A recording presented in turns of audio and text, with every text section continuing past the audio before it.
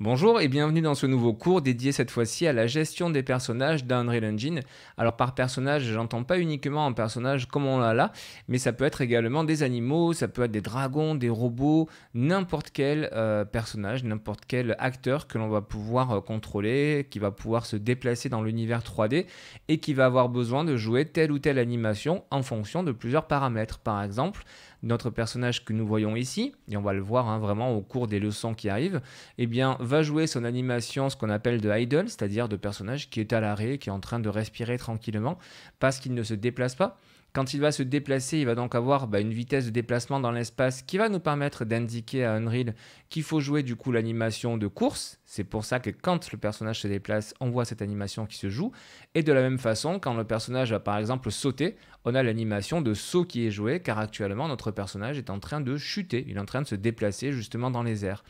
Bien sûr, comme depuis le début, je vous le dis dans tous mes cours, on hérite de plein de choses, de toute l'expertise déjà d'Epic Games par rapport à ça. Donc je vais vous expliquer au cours de toutes ces leçons comment est-ce qu'on va pouvoir utiliser justement tout ce framework qui est à notre disposition pour pouvoir gérer les animations de notre personnage. Je vous laisse pour que vous puissiez regarder cette deuxième vidéo que je vous invite vraiment à regarder, j'insiste bien, qui est ludique, qui vous présente tous les métiers qui sont liés à la création des personnages et je vous retrouve tout de suite après.